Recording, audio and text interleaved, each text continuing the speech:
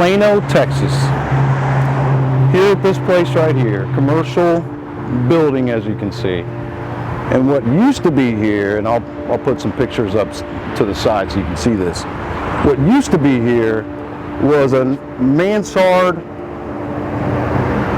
metal roof with parapet wall all the way from that corner all the way down to the corner there and all the way down that way. That mansard system, if you will, was ancient, and so it had a lot of different building materials inside of it, different layers of building components. The roof itself, the flat roof up top, is about 3 years old. It's a TPO system. There's a 1 inch of ISO board underneath that. The wall right here was sagging down and about ready to fall down. And come to find out, it'd been pulling apart from the building for a little while, but something happened to cause the wall right here to pull away from the building. And if you go over to the sides, it is pulled apart from the stone wall. The nail boards have pulled out. And the same thing, a lot of tension over in that area. But there had to be something, the straw that broke the camel's back, if you will, that would have caused that to come down. So I get the fact that it was old and it, maybe should have been taken care of better, maybe should have had repairs made to it before, but I'm talking about, all I care about is what happened to it now.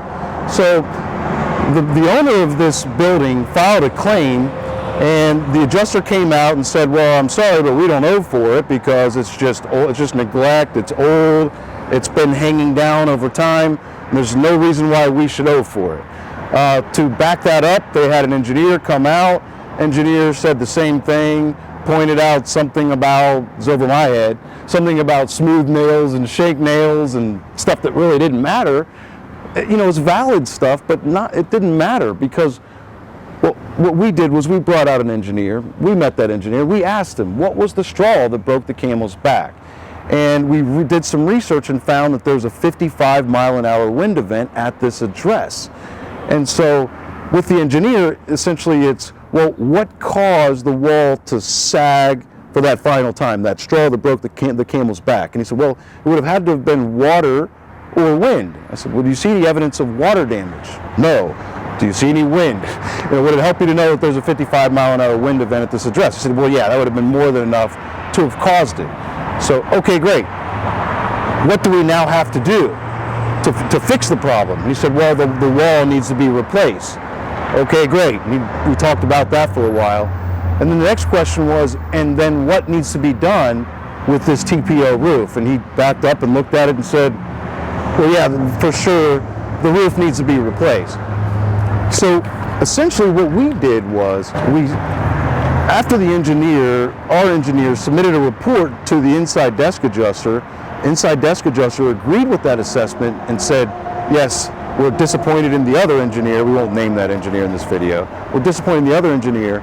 It really doesn't matter about the nails and all that. The key is, did the wind cause this damage? And we really can't prove that it didn't.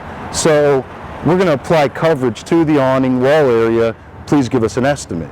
So we sent him an estimate, about $100,000 or so, and worked back and forth with the adjuster. He was shocked that it was so much.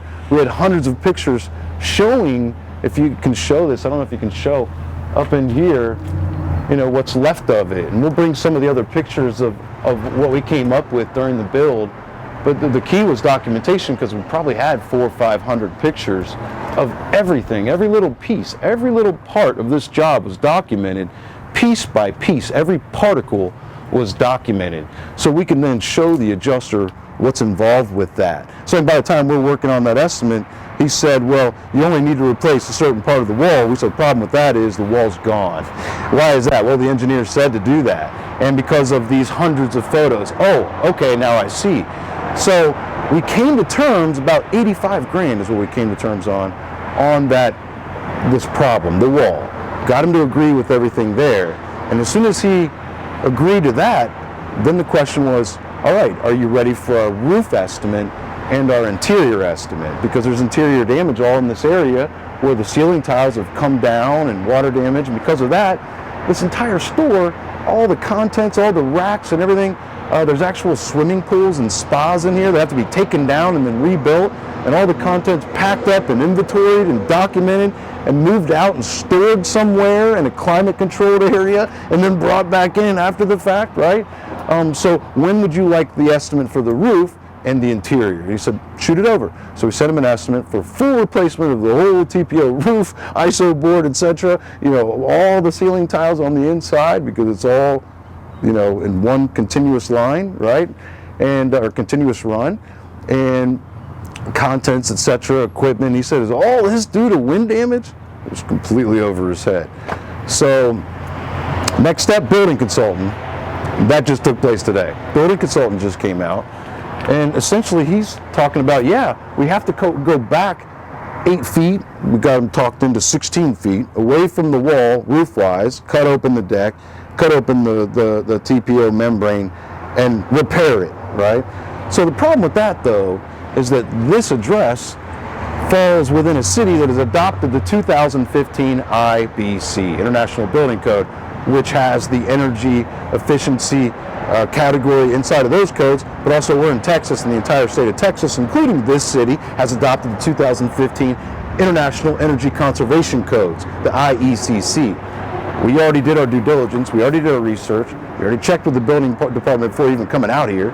We checked with our manufacturer, who came out and inspected everything and talked to us about what would have to be done if we did do a repair, right? And is a repair even possible? According to the building department that's in this city, that's not going to be possible, and it's going to need a full re-roof. So we broke the news to the building consultant. He said, well, I don't know anything about codes. That's not my thing. And he looked to the adjuster. Well, the problem was, it might have been a little bit confusing and complicated for the adjuster too, right? And I think that's why the adjuster was relying on the building consultant to come out and consult him about a building and its codes and all of its requirements, right? But he can't do that. So now the job falls on our backs, but that's what we're going to do.